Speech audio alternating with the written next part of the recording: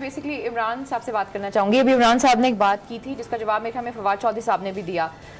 मेरा सवाल ये है इमरान आपसे, देखें 5 साल तो पूरे हो गए ना मैंडेट को, और आप कहते हैं कि सूबाई असम्बलियों में सिर्फ इलेक्शंस हो जाने चाहिए, और क्योंकि जो इस वक्त मईशत की सूरत हाल है वो इमरान खान साहब को उसका क्रेडिट नहीं, मतलब अपने ऊपर नहीं लेकर आनी चाहिए वो बात।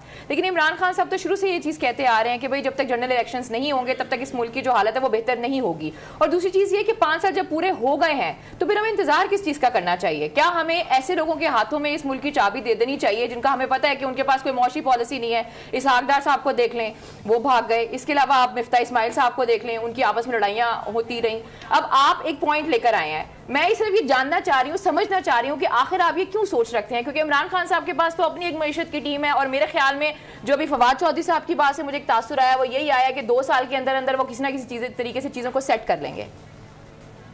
देखिए, पाकिस्तान जो है ना वो खाली इमरान खान का नहीं है, बाकियों को भी सोचना चाहिए।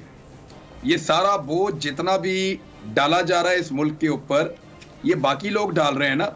अगर वो लोग मज़ेद हैं कि जनाब हमने टाइम पूरा करना है तो ठीक है, उठाएं बोझ। यानी इस मुल्क के सारे दुख और दर्द जो हैं वो सिर्फ एक पॉलिटिकल पार्टी ने या एक मीडिया ग्रुप ने या चंद लोगों ने नहीं उठाने। ये 22 करोड़ अवाम का मुल्क है, एस्टेब्लिशमेंट भी है, इसके अंदर इदारे भी हैं। अगर किसी को भी कुछ भी नजर नहीं आ रहा, NRO 2 भी मुकम्मल हो गया, हर तरह की चोरी भी हो गई, पाकिस्तान की मईशत जमीन बोस हो गई, लोगों के लिए आने वाला वक्त ज्यादा मुश्किल आ रहा है, तो अगर अब भी वो चाहते हैं कि इलेक्शन ना करवाएं और टाइम पूरा करें तो फिर करने दें उनको टाइम पूरा। ये मजीद एक्सपोज होंगे, ये अपना मजीद नुकसान करेंगे। मैं इसलिए कह रहा हूं कि इमरान खान को चाहिए कि अब इन्हें छोड़ें और इनको टाइम पूरा करने दें।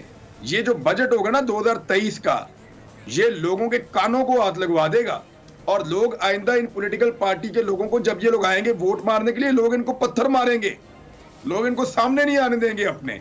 ये हालात ये लोग खुद ही पैदा कर रहे हैं और इनके अपने पैदा करदा हालात हैं, तो इनके गुनाहों की सजा कोई और काटे, इससे बेहतर नहीं है कि ये खुद काटें। मुझे ये लगता है कि इनको खुद काटनी चाहिए।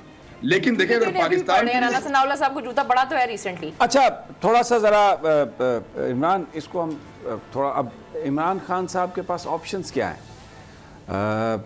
कराची में जो कुछ हुआ, जिस तरीके से हराया गया, इधर जिस तरीके से अब मोहसिन नकवी साहब का नाम है, आहद चीमा साहब का नाम है, अगर आहद चीमा को एक्सेप्ट करते हैं तो वो जो एक बयानिया इमरान खान का करप्शन के ख़िलाफ़ था, तो इसका मतलब है कि आप वो आ जाएगा सामने।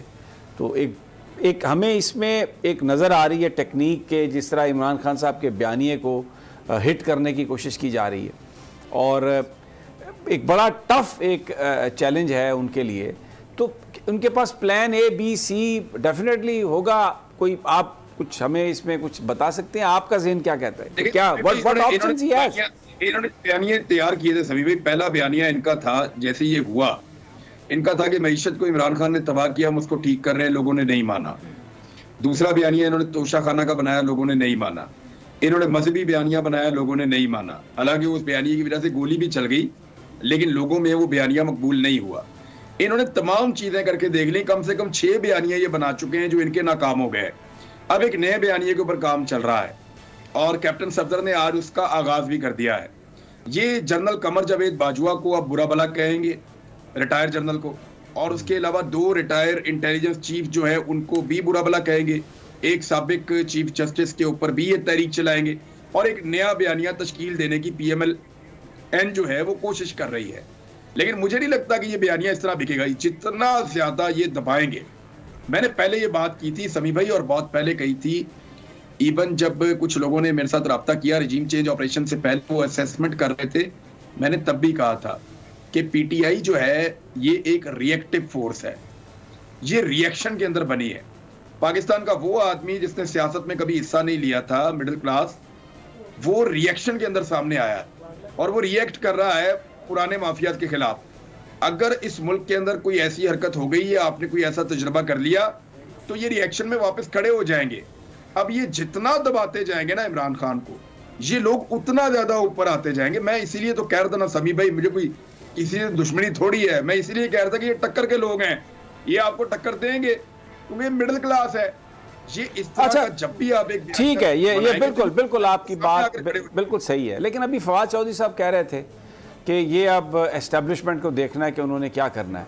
तो कराची में हमने देखा कि MQM के धड़े यकसा मिलाया गया, फिर इलेक्शन से बाइकआउट इसलिए कराया गया कि ज़ाहिर है इलेक्शन में उन्होंने हार जाना था, निशान एक नहीं था, हल्के नहीं थे, कि इस तासर को कायम रखा जाए कि अब तो MQM भी एक धड़े एक पार्टी के ग्रुप सूरत में आ गई है। और वहां पर फिर जो खेल खेला गया उसमें इमरान खान साहब को हराया गया। तो एस्टेब्लिशमेंट अभी तक तो हमें, आपको कुछ नजर आ रहा है कहीं पे कुछ तब्दीली? सभी भाई देखें, एस्टेब्लिशमेंट जो मुझे नजर आ रहा है ना वो ये आ रहा है कि एस्टेब्लिशमेंट इस बात को तस्लीम कर चुकी है कि जब भी पाकिस्तान में इलेक्शन होंगे पाकिस्तान तरीके इंसाफ हुकूमत बना लेगी। उनको इस बात का आइडिया हो गया है और उन्होंने PDM की पतली हालत देखकर भी आइडिया हो गया। जो उनको उम्मीदें थी PDM से वो भी टूट गई हैं। फिर उनको ये भी पता चल गया है कि